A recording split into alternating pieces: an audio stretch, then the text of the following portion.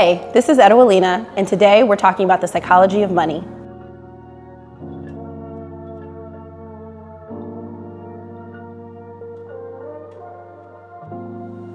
For those of you who know me very well, and for those of you who are getting to know me, I am the daughter of an immigrant, and I grew up in very humble beginnings. So I experienced child homelessness and a bit of food insecurity, just kind of like a lot of transitions as part of that part of my life. And so throughout my childhood, I think I recognized very early on how challenging it was to have a healthy relationship with money. I think I learned to count and enjoy math and enjoy and appreciate the importance of money from very early on with my father, because I was raised by him for the first couple years of my life. But then having that experience as an 8, 9, and 10-year-old, I think I recognized how important it was to hustle, how important it was to really get out there and earn money. And so, I always liken those experiences, as I say, very humbly, that my mom is one of my biggest inspirations. She is an amazing human being, and I love and appreciate everything that she did, from a sacrifice to working, multiple jobs to take care of myself, my twin brother, and my younger brother. But she had to bust her butt for me to have the basics, for me to have also a little bit more than the basics, right? I was able to participate in cheerleading, and all of those things cost money, right? And so I recognized so early on how hard you would have to work if you weren't able to achieve a level of skill that allowed you to trade your time for more money.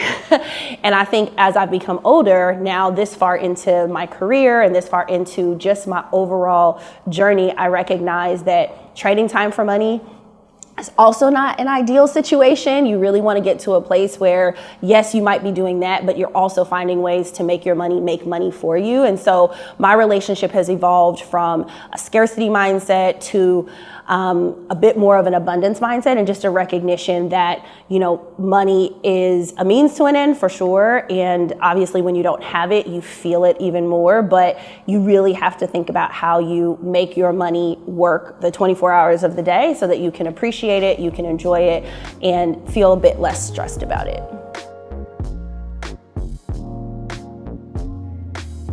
I'm extremely mindful of debt and how it is incurred, how it's used to create wealth or creditworthiness or what have you. I think that has been something that I've continued to be a student of and continue to learn and stress to learn. I think very early on, I went to college. I was a transfer student.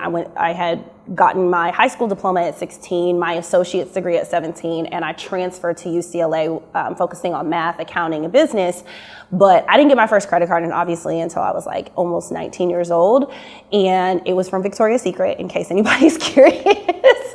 And I didn't really have a lot of context.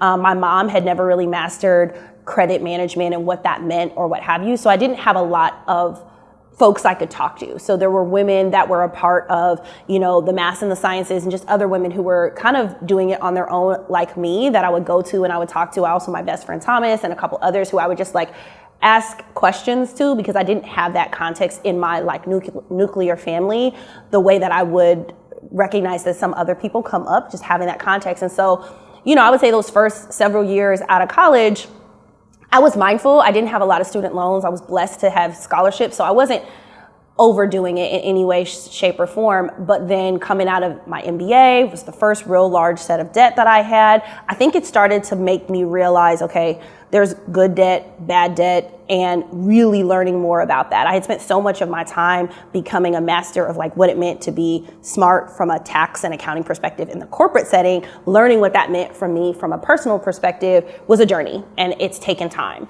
And so I say all that to say that I had to learn how to manage that. And now, I say this a little, shyly, but I now help my mom figure out how she's going to increase her credit score by giving her tips and tricks. Okay, let's look at everything that you owe, who you owe. Let's go through some different methods. What's really accessible to you? So I think that scarcity mindset or that scarcity experience up front helped me to recognize that I needed to learn, continue to be a student, continue to ask people questions, especially people who understood. And I didn't need to be afraid of having those conversations. I think that's the part that can be challenging. And of course, now we live in the time of YouTube and in the time of the internet where you can go on these platforms and you can ask questions, you can learn from other people and figure out what makes sense for you, right? I think having a really clear understanding of your values, of what you're capable of, discipline-wise and otherwise, allows you to then take these suggestions, because that's what they are. None of these folks are financial advisors. I'm not even myself. But like, it allows you then to put together a plan that actually works for you and can be really thoughtful. And then over time, you build that better relationship, that healthier relationship with money. So some of the unhealthy narratives I think exist in the Black community around wealth is a lot around like the flossing of things, which is the acquiring of things. And when you look wealthy and you have X or you have Y, and that can be from jewelry to goods to certain things, that then speaks to how valuable you are, but then also how much wealth you have and you have access to. I also think people acquire a lot. Like one of the things that me and my mom have navigated as an experience of hers is because she went through several periods of being without, from being in her childhood to her adolescence, and then even as an adult when she was raising us. And so she holds on to a lot of things. And there's this kind of fear of letting go of things. And so because of there's like everything is important, I worked my butt off to finally get that thing, so I have to keep it. And then all of a sudden you walk into grandma's house or auntie's house and they got stuff filled to the ceilings and you're like, why is this the case? And so these are things that happen as a result of those experiences. One is like you see people flossing, you see all these rich Black folks and you perceive their wealth, but there's a lot of lack of truth in that, especially like when you talk about some of these famous folks are actually wearing borrowed things. Like those are not things that they actually own, or they might be flossing and they've got chains and they've got this and they've got cars and they've got houses, but they're broke and they don't have things. And so I think that is one of those narratives, which is like what you show the world is a representation of your actual wealth and what you actually have. And so that is a narrative that concerns me, of course. And then there's this other side of it, which is like, again, it kind of ties back into this ecology thing, which is like having these things, like I said, my mom and others have struggled with this, is like having these things show that I've earned something, and holding on to it shows that I have had stuff and that I have stuff now. And so I think we have to recognize, there is a whole conversation we need to be having around the quality of things and like the focus on like, what do we actually need versus things that we want or think we should have because others have them. Comparison is like the thief of joy, right? So we can't be focused on what other people have versus like what actually brings us joy and happiness, and focus on how we create the capacity financially and otherwise to have those things in particular.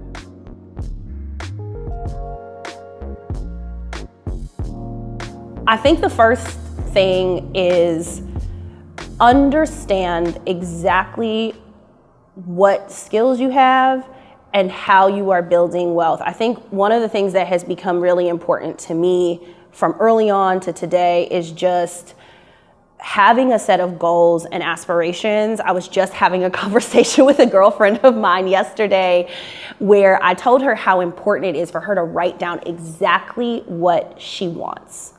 And those goals, and I mean, write it down and have it in a place that's super visible to her, so that way she's interacting with that list on a regular basis. And by having that, she starts to make choices that are in service of that. And so as you're building your financial confidence, understanding what you want. Okay, I want to have a job that pays this. I want to have a job that is fulfilling in this way. I want to build this much. I told her yesterday, I literally write down my pay increase, my equity, my bonus. I write those things down.